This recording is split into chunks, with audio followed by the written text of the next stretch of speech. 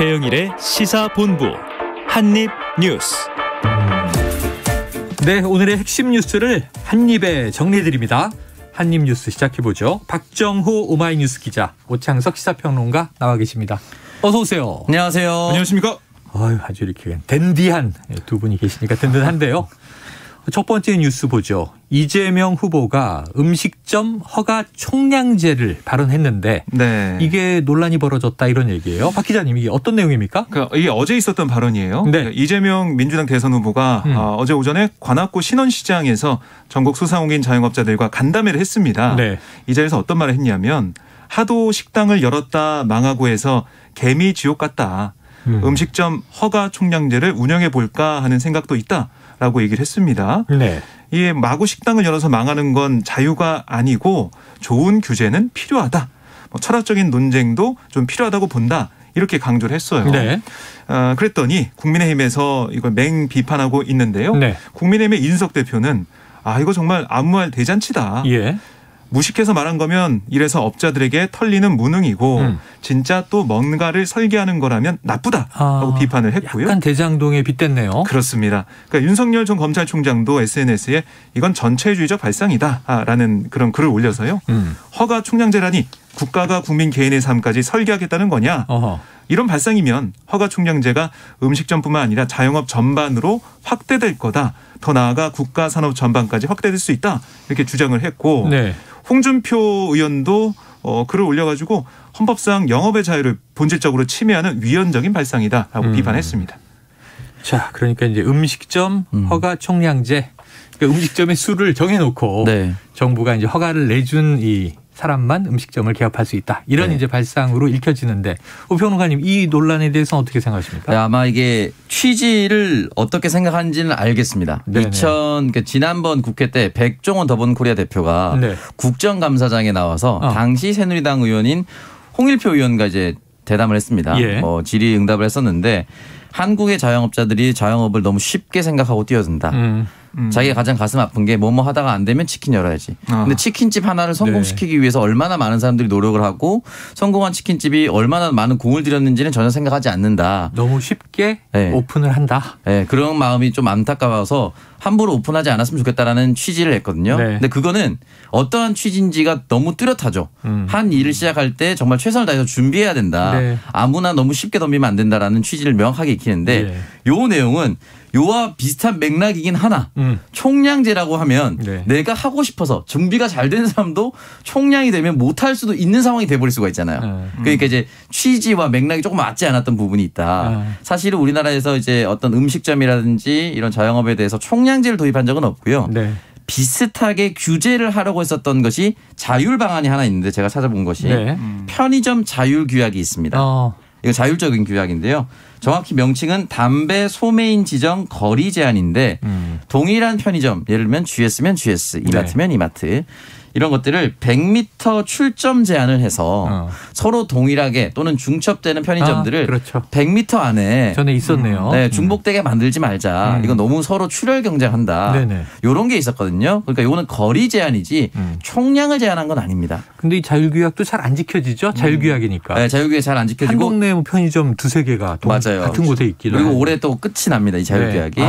근데 이제 거리 제한이 이제 요 부분은 어쨌든 거리를 제한하다 보니까 어떻게 보면 대한민국 국토는 정해져 있으니 어떻게 보면 이것도 총량제라고 볼 수 있는데 근데 거리 제한과 총량 제한은 느낌도 어감과 완전히 다르죠. 네. 그래서 아마 어떤 의도는 알겠는데 전달하는 방식이 조금 뭐라고 해야 되죠? 매끄럽지 못했던 건 맞습니다. 그 야권, 야당에서는 이게 또 이제 이 자율 시장 경쟁에 맡기지 않고 네. 정부가 또 통제하느냐 이렇게 이제 비판할 공격하기 수 너무 좋죠.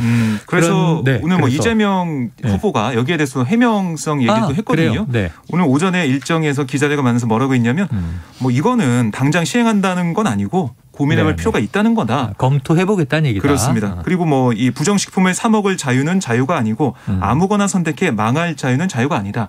이런 얘기도 했고 또 어떤 비유를 들었냐면 불나방들이 촛불을 향해 모여드는 건 좋은데 너무 지나치게 가까이 가서 촛불에 타는 건 막아야 한다.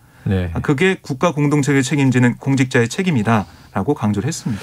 그래요. 자, 어쨌든 이게 후보든 향후의 대통령이든 검토한다는 발언을 조금 잘못하면 시행한다라고 해석을 해서 맹목을 받는 경우들이 있죠. 네.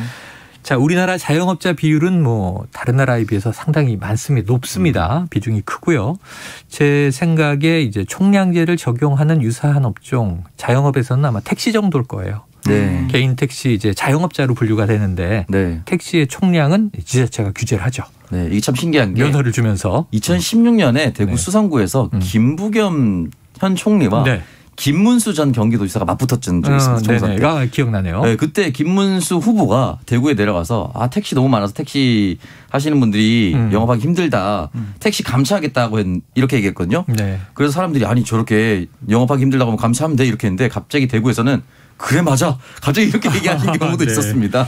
그래서 또 현실과 또 발언이 좀 달라질 때도 있긴 했었습니다. 네, 맥락과 취지가 비슷해도 백종원 씨는 뭐 또 요리 연구가의 사업가고 그렇죠. 자, 대통령 후보의 경우에는 또 이제 다르게 읽힌다. 이걸 이제 명심해야 되겠네요.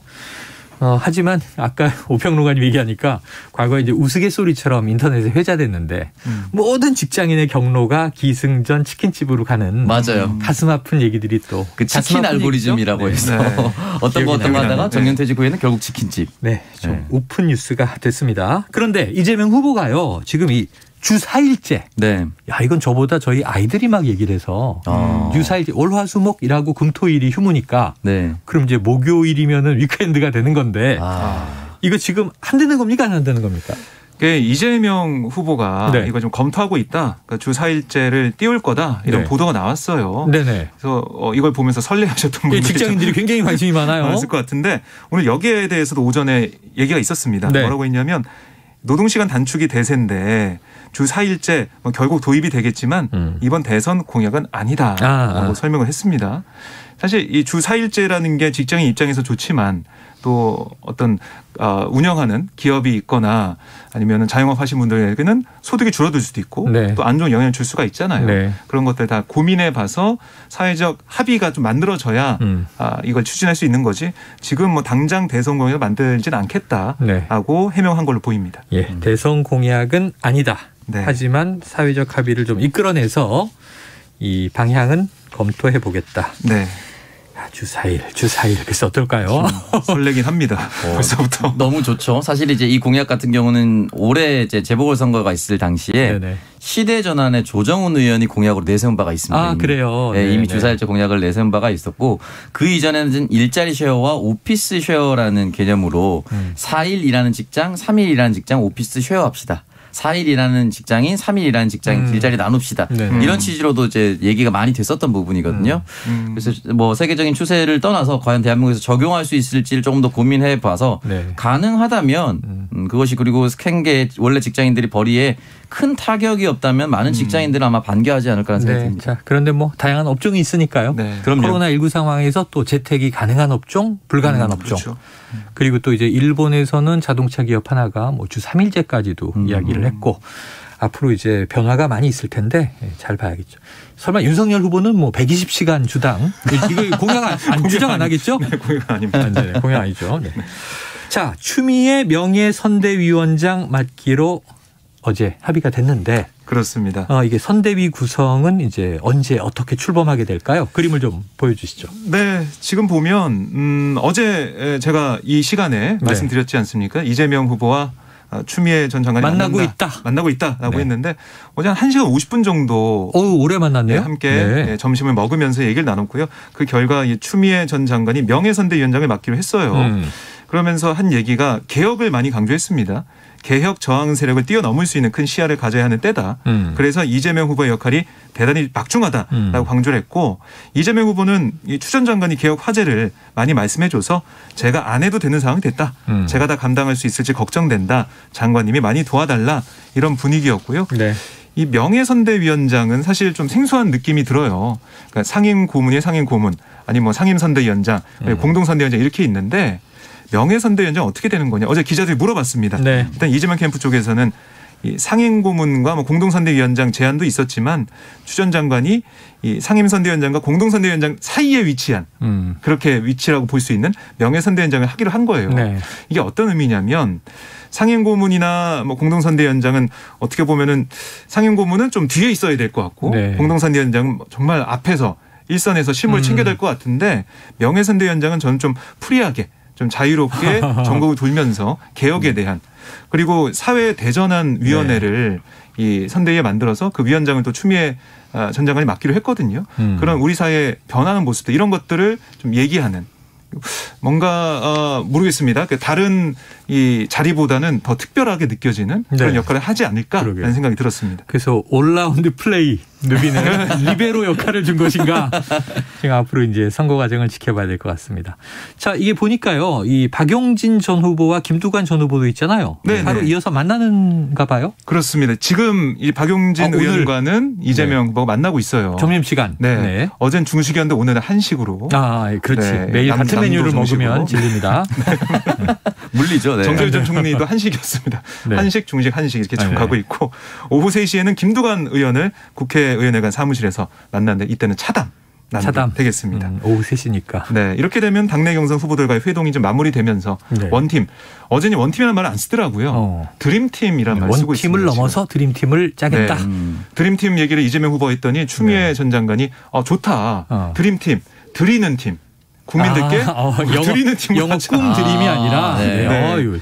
그런 또 의미도 네. 담고 있다 얘기하더라고요. 아재들의 냄새가 살짝 이렇게 네. 난다는 거. 근데 이게 아마 네. 이낙연 후보와 정세균 후보 그리고 추미애, 박용진, 김두관 후보의 차이점이라고 봅니다. 그러니까 이낙연 후보와 정세균 후보 같은 경우는 국무총리까지 했기 때문에 네. 직접 현장을 뛰면서 막 활발한 활동을 하기 조금 애매할 것이고 이 이후에 정치적 행보를 어떻게 할 것인가에 대한 고민이 지금도 있을 겁니다.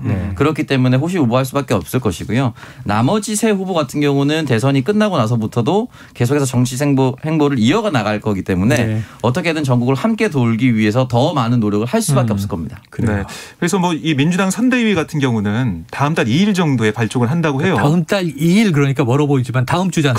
그렇습니다. 네. 다음 주 화요일입니다. 그렇죠. 발족할 걸로 보이고 기존은 용광로입니다. 그러니까 다 녹여서 모든 사람들이 참여할 수 있는 특히 각 후보 캠프에 있었던 의원들을 적재적소에 잘 배치를 해가지고 네. 정말 원팀, 드림팀으로 가겠다라는 얘기를 하고 있고 좀 눈에 띄는 게 다음 주부터 이 위드 코로나 가지 않습니까? 단계적 일상회복. 풀리죠. 그렇습니다. 네. 그래서 499명까지 모일 수가 있다고 합니다. 이제 대규모 모일 수 있네요. 그렇습니다. 그래서 오프라인 행사 하나요? 네. 오프라인 행사를 한다고 합니다. 그럴 계획이고 위드 코로나 모습을 당에서부터 먼저 보여주겠다. 네네네. 이런 얘기를 하고 있어서요. 어떤 퍼포먼스가 벌어질지 좀 기대가 됩니다. 한번 기다려보도록 하고 다음 주는 여야 모두에게 빅 이벤트가 있네요. 지금 민주당은 먼저 네. 경선을 끝냈기 때문에 네. 본선 진출 후보가 나왔고 이제는 잡음을 좀 극복하면서 원팀 넘어 드림팀 이제 꾸려가고 있는데 국민의힘으로 들어가 보면 지금 가장 치열할 때예요. 네, 맞습니다. 4명의 후보가 이젠 카운트다운입니다. 네. 이번 주말 지나면 뭐 이 다음 주 금요일이 발표이긴 하지만 네. 1일부터 투표에 들어가잖아요. 네. 그러니까 정말 신경이 다 곤두서 있는 상황인데 자, 지금 어제 있었던 강원권 TV 토론회가 크게 화제가 되고 있어요. 월요일에 네. 충청권 토론회는 정말 정책만 가지고 90분 얘기를 해서 어떤 신상 발언이나 인신공격이 없었는데 네. 어제 도대체 어떤 이야기가 나온 겁니까? 어제 이제 윤석열, 홍준표 두 후보의 불꽃 튀는 공방이 있었는데요. 먼저 처음으로 볼 때 이 리더십 논쟁이 있었어요. 리더십 논쟁. 네. 윤 전 총장이 작심 공세를 펼쳤습니다. 네. 아니 왜 홍준표 후보와 가까이 근무하다 떠난 사람들이 많냐. 왜 홍 후보 주변에는 배신자 그렇게 많은가 하면서 리더십 문제를 거론하고 나선 겁니다. 그랬더니 홍준표 의원은 26년 정치하면서 한두 번 배신을 당해봤다. 이런 얘기를 했는데 여기에 또 뼈가 들어가 있습니다. 네. 왜냐하면 자신의 측근을 꼽히다가 윤 전 총장 캠프로 간 윤한홍 의원을 좀 네. 거론한 그런 느낌이 들었어요. 이름은 거명하지 않았지만 그렇습니다. 누군가를 특정했다. 한두 번 배신을 당해봤다 그 얘기 중에 막 그게 이제 들어간 것 같은데 그러면서 윤 후보 진영에 가 있는 사람들 그건 구태 기득권 정치의 전형이다. 새로운 정치하겠다는 사람들을 우르르 끌어모아서 10년 전 정치하듯 한다. 라고 주장을 했습니다. 구태 정치다. 리더십 공방을 좀 벌였고, 그러니까 윤 전 총장은 우리 이렇게 사람 이렇게 많이 오고 나한테 몰리는데 대세 아니냐 이런 얘기 하고 싶었던 것 같고, 이 홍준표 의원은 그게 내년 뭐 지방선거나 이런 공천이 이런 거 바라고 온 사람들 아니겠어? 라는 기득권 전형인 정치다라고 맞서는 모습이었고, 또 하나 눈에 띄는 게 뭐였냐면 이건 윤석열 후보의 주도권 토론에서 나왔던 건데요. 고발사주 의혹 수사 관련해서 질문을 계속 던졌어요. 원희룡 의원한테 먼저 얘기를 했는데, 후보한테 아니 이 손준성 검사에 대한 체포영장 기각됐는데 그리고 구속영장도 청구를 했다. 그것도 기각이 됐다. 이런 건 나도 27년 법조 생활 중에 처음 보는 건다. 어떻게 생각하냐라고 물어봤더니 원희룡 후보가 왜 저한테 물어본지 모르겠다 라고 답을 했어요. 그동안 좀 우호적이었잖아요. 그렇습니다. 후보가. 윤 후보에게. 그래서 시큰둥한 답변해가지고 왜 저럴까라는 생각이 좀 들더라고요. 그러니까 이런 비슷한 취지의 질문을 또 홍준표 의원에게 했어요. 그랬더니 홍 의원이 딱하다고 생각한다.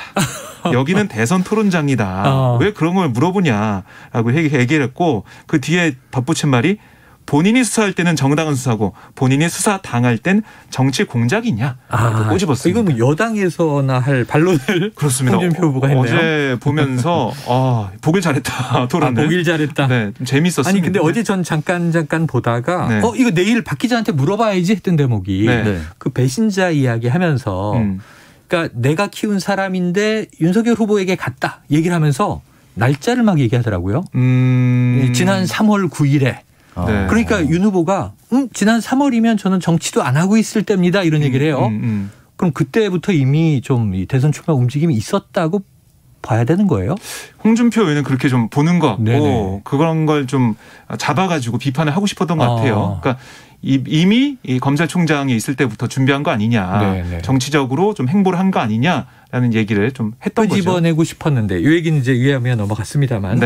자, 지금 어제 너무 재밌는 대목이 많았는데 이 원희룡 후보가 홍준표 후보의 무지를 좀 자꾸 찌르려고 처음에는 이 고교 학점제 아시죠? 모르시나요? 이렇게 했는데 중간에는 탄소세 질문을 해요.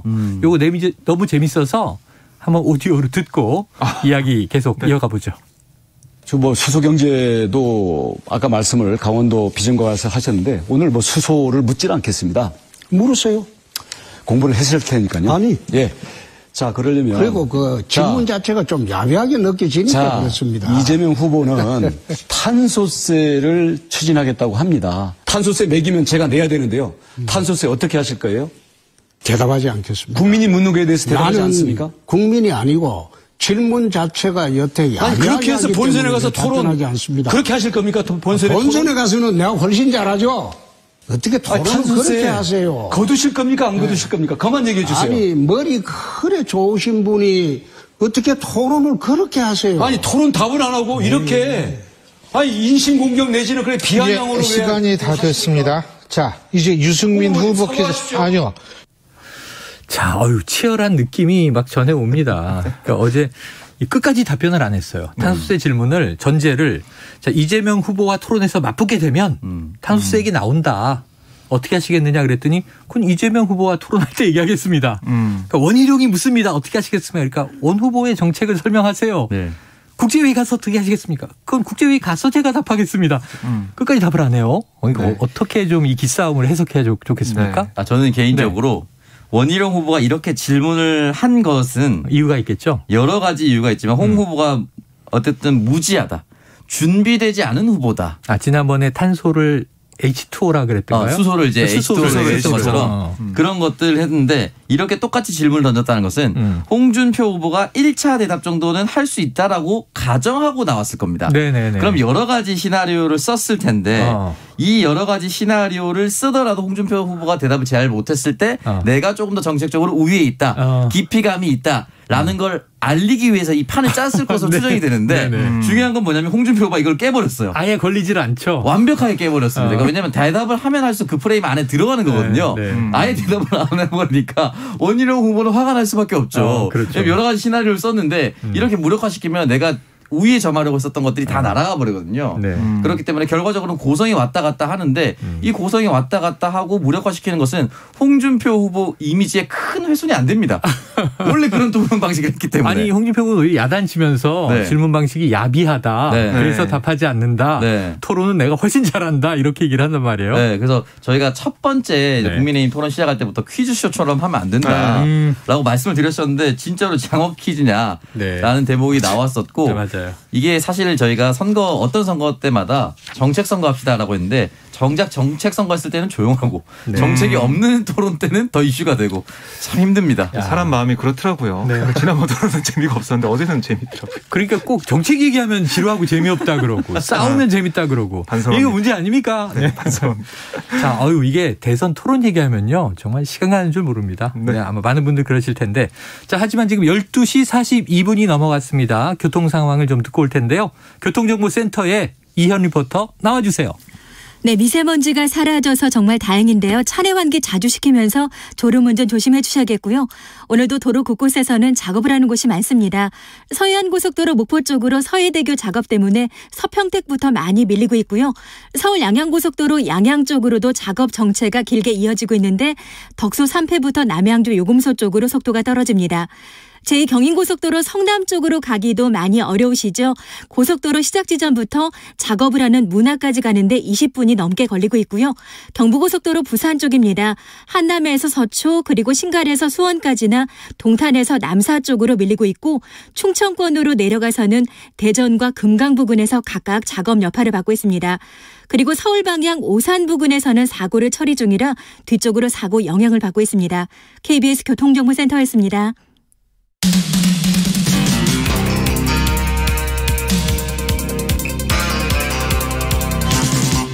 최영일의 시사본부. 네, 이제 토론 2번 남아 있습니다. 국민의힘은요. 네, 이번 주 금요일에 1대1 마스 토론이 있고요. 내일 마스 토론 1대1. 그렇습니다. 내일이네요, 금요일이. 그다음에 일요일에 서울, 인천, 경기 지역 토론회가 마지막으로 펼쳐집니다. 이용 씨가 노래하는 10월의 마지막 밤에 마지막 토론이 있고요. 왜냐하면 다음 주 월요일 11월 1일부터는 투표에 들어가잖아요. 그렇습니다. 11월 1일부터 11월 2일은 모바일 투표가 진행되고 3일부터 4일은 ARS 투표와 여론조사. 당원 투표. 여론조사는 이제 3, 4일 이틀. 네. 자, 당신 반, 민심 반, 그리고 이제 5일에 네. 다음 주 금요일에 발표가 되죠. 혹시 할로윈이기 때문에 뭔가 분장하고 나서 토론을 31일 날 하진 않겠죠. 네. 그런 생각이 언뜻 좀. 절대 경계해야 합니다. 네, 그런 것들. 미국, 유럽의 이제 초등학생들은 오징어 게임 복장하지 못하게 해달라. 네, 모르겠습니다. 높은 확률로 원 후보는 할 수도 있습니다. 원 후보는 할 수도 있다. 네. 이게 안상수 후보가 올라왔으면은 필히 했을 것 같은데. 무조건 했죠. 네. 궁금하네요. 진짜 이만큼 이제 관심이 뜨겁고 지금 흥행이 된다는 얘기예요. 네. 그런데 이 토론만이 아니라 결국은 지금 이제 대선 레이스 국민의힘 내에서는 양강 구도를 이루고 있는 윤석열 후보, 홍준표 후보의 이 당심 잡기 경쟁이 아주 치열해졌다. 지금 어떤 양상이에요? 그러니까 지금 보면 월요일부터 투표가 시작되기 때문에 얼마 안 남았어요. 며칠 안 남았어요. 시간이. 네. 그래서 클라이맥스 좀 가고 있는 것 같은데요. 네. 오늘 윤석열 전 총장은 기자회견 열었습니다.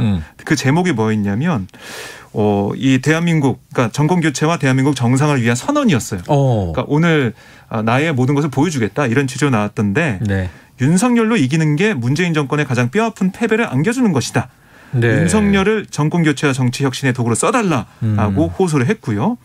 그리고 지난 몇 년간 살아있는 권력에 맞선 윤석열이 가장 잘할 수 있는 게 바로 이 정권 교체 또 비상식과 불공정, 불의와 위선의 시대를 끝내는 거다라고 주장을 했습니다. 네. 아울러 한 가지 더 얘기했던 게 국민의 힘을 국민정당, 유연한 보수정당으로 업그레이드하겠다.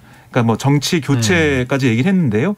이거는 뭐 홍준표 의원을 좀 겨냥한 듯한 정치 네. 오래 해오지 않은 정치 신인이 할 수 있다 이런 걸 강조한 걸로 보이고 어제 이미 토론회에서 본인이 그 이제 손준성 검사 네. 영장 기각을 언급하면서 자 이렇게 이번 정권이 자신을 죽이려고 하는 네, 것은 네. 자신이 두렵기 때문이다. 정권 교체 적임자니까 이 논리로 이제 끌고 가는데 오늘도 그 얘기를 했고 예. 오늘도 그 얘기를 했을 것이고 그러면서 이제 이 송영길 민주당 대표가 자꾸 공수처를 압박하고 있지 않느냐. 그러면서 이걸 영장 사주다 이렇게 어제 표현을 했어요. 그런데 이제 궁금한 건 이게 득이냐 실이냐. 네. 손준성 검사는 나와 무관하다라고 손절을 했던 윤석열 전 총장이 굳이 토론에서까지 이 이슈를 부각시키는 게 도움이 될 것이냐 마이너스가 될 것이냐. 오평론가 어떻게 보십니까? 글쎄요. 이 부분은 이제 당분간 손준성 검사 건은 지루한 싸움이 될 수밖에 없기 때문에 네네. 당분간은 건드리기 좀 어렵지 않을까. 네. 공수처의 수사가 난항에 빠졌다 이렇게 보는 거죠. 얘기하기가 좀 애매한 부분이 생겼다고 생각합니다. 근데 김웅 의원도 그렇고 이제 또 소환 조사 받아야 되잖아요. 네. 근데 이게 결과적으로 국민들한테 예를 들어서 윤석열 후보가 손바닥 왕자 그리고 네. 개사과 논란 있고 이런 건 휘청거리는데 네네. 다른 부분에 대해서는 국민들이 직관적으로 이해해서 저 사람을 등을 져야 할 이유로서 굉장히 오랜 시간이 걸립니다. 네. 저는 고발 수사가 만약에 진실이라면 잘못됐다고 분명히 생각을 하지만 국민들에게 직접적인 어떤 감정에 타격을 줄 수 있을까 네. 따져보면은 조금은 멀어져 있다라고 생각합니다. 자, 그런데 또 말씀하세요. 제가 볼 때는 이게 뭐 별로 도움은 될 것 같지 않을까. 오히려 이렇게 화를 내고 네. 강하게 메시지를 내고 이런 것 자체가 뭔가 연결 지점이 있기 때문에 그걸 좀 막기 위한 그러니까 선제 공격식의 그런 모습이 아니냐. 그러니까 최선의 방어는 공격이다. 그런 식으로 해서 이 공세를 펴는 게 아닌가라는 생각이 들고요. 뭐 이런 것들이 자신들 지지층 특히 당원들한테는 어필할 수 있겠지만 나중에 본선 가게 됐을 때 중도층이 볼 때는 아니 좀 뭔가 있어서 저런 게 아닐까라는 생각할 수도 있을 것 같고 제가 봤을 때는 지금 손준성 검사 관련해서 이 수사에 대해서 공수처를 공격할 게 아니라 손준성 검사가 자신의 밑에 있던 최측근으로 볼 수가 있잖아요, 사실은. 네. 만약에 그게 이제 드러나게 된다면 거기에 대해서 사과를 하고 정말 하나 남김없이 다 수사해야 된다. 이렇게 처음부터 스탠스 잡았다면 오히려 본선에서 도움이 되지 않았을까 하는 생각이 듭니다. 그래요. 자, 그 와중에 지금 이 윤석열 캠프에서 당원들에게 보낸 문자에 대해서 이 홍준표 후보 캠프에서는 상당히 문제 제기를 또 했고 오히려 윤 캠프는 이걸 또 받아치고 그런 상황이 있었던 것 같은데 문자 논란은 어떤 겁니까? 그러니까 이게 문자 투표에 참여하지 못한 당원 대상으로 LS 투표를 하게 되는데 처음에는 모바일 문자 투표고 그렇습니다. 안 되면은 ARS 전화 유선 전화 투표고 그렇습니다. 그런데 이게 누가 받았는지 어떻게 알겠느냐 이런 얘기를 하는 거예요. 그래서 본인 인증 절차를 둬야 된다. 이 얘기를 하고 있는 겁니다. 본인이 정말 했는지 이거 파악해야 된다 이런 거고요. 그런데 윤석열 전 총장 측에서 뭐라고 하고 있냐면 이거는 노년층 투표율을 낮추려는 의도 아니냐. 절차가 복잡하게 되니까. 그렇습니다. 그러니까 그런 거죠. 이게 연락이 오게 되고 하면 아니면 투표하는 방법 이런 게 좀 어렵고 하면 도움 받을 수 있는 거 아니냐. 이런 얘기를 하고 있는 거고 홍준표 의원 측에서는 아니다. 도와주는 게 결국 대리 투표로 가는 거 아니냐. 이런 1번 찍으세요. 2번 찍으세요. 이렇게 되면. 그렇게 될 수도 있다고 좀 볼 수 있는 거죠. 홍준표 의원 입장에서는. 양쪽의 기싸움이 팽팽한 게 이렇게 이제 또 불신 문제로 나오는 거겠죠. 그렇습니다. 그래서 뭐 이게 결과가 어떻게 나오든 결국 우리가 민주당이 원팀이 어떻게 될 거냐 이런 얘기를 많이 했었는데 국민의힘에서 이런 다툼, 싸움 원팀인 잘 안 되는 모습 이게 나오지 않을까 생각이 듭니다. 이게 어떤 후보가 되느냐에 따라서 좀 많이 달라질 것 같은데 그래도 현역 의원과 현직 당협위원장이 많이 포함되어 있는 윤석열 캠프가 본 후보가 되면 나머지 세력들은 사실은 그냥 두고 가도 함께 따라올 수밖에 없는 상황이 되어 있어요 이미.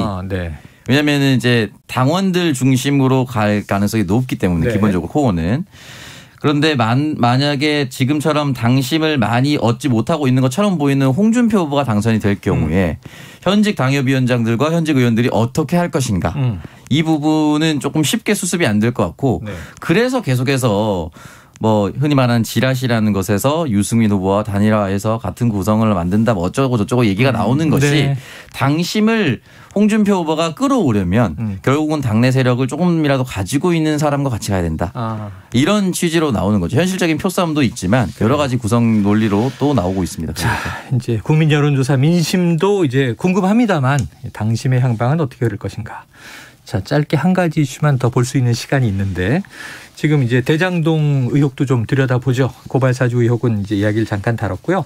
그 황무성 전 사장, 이 성남 도시개발공사 전 사장인데 지금 녹취가 공개돼서 사장 재임 시절에 이 아래 부하 직원인 당시 유한기 본부장이었죠. 녹취로 빨리 사퇴하라 이런 압박을 당했다 하는 이야기가 나왔고 야당은 이게 결국은 이제 당시 성남시장 이재명 시장의 의지였던 거 아니냐 이렇게 이제 해석을 하고 있는 거죠. 근데 황무성 전 사장이 재임 중에 사기 혐의로 기소가 됐었다. 이건 어떤 얘기입니까? 그러니까 이게 사실은 사장 임용 전에 그러니까 2013년 사기 혐의로 고발을 당했어요. 사장이 되기 전에 공사사장 되기 사장 전에. 된 다음에 재판을 받게 된 건데 2013년 9월 초대 사장으로 임명이 된 황 전 사장이 이 사건으로 2014년 6월 재판에 넘겨지게 되고요. 네. 혐의가 뭐였냐면 모 건설사를 상대로 우즈베키스탄에서 이루어지는 공사 수주를 통해서 고수익을 올릴 수 있다. 이렇게 속여서 3억 5천만 원 정도를 편취한 혐의를 받았습니다. 네. 그래서 황 전 사장이 임기를 1년 6개월 남겨둔 2015년 3월 사퇴하기까지 총 4번 퇴임 후에는 10여 차례 재판에 출석을 했고요. 네. 이게 뭐 결과를 보면 2016년 8월 1심에서 징역 10월을 선고받았고 2심에서는 뭐 공수사실 가운데 일부 혐의에 대한 무죄가 내려져서 징역 6개월에 집행유예 2년으로 감형이 됐습니다. 그래서 이게 확정이 됐어요. 네네. 유죄가 나왔네요. 그렇습니다. 이렇게 나왔는데 이게 아니 좀 본다면 이거 좀 이상하다. 이런 얘기가 이재명 후보 측이나 아니면은 뭐 일부 여론을 통해서 나오고 있는 게 아니 윗선의 압박을 받아서 물러난 것처럼 네. 계속해서 이제 몰고 가고 있는데 이 사태 배경에 좀 딴 게 있었던 게 아니냐. 그러게요. 이런 얘기가 좀 나오고 있습니다. 유한해요. 자, 황 사장 측은 재판 문제로 사퇴한 것은 아니다라는 입장이고 네. 또 이재명 후보 측에서는 이게 황무성의 사퇴 종용, 녹취 공개 등이 자작극 아닌가 이런 의심을 해놓고 있어서 지켜볼 문제입니다. 뭐 이것도 궁금한데 내일 또 계속 이어서 얘기를 해보죠. 오늘은 여기까지 하죠. 박정호 오마이뉴스 기자, 오창석 시사평론가 함께했습니다. 고맙습니다. 감사합니다. 고맙습니다.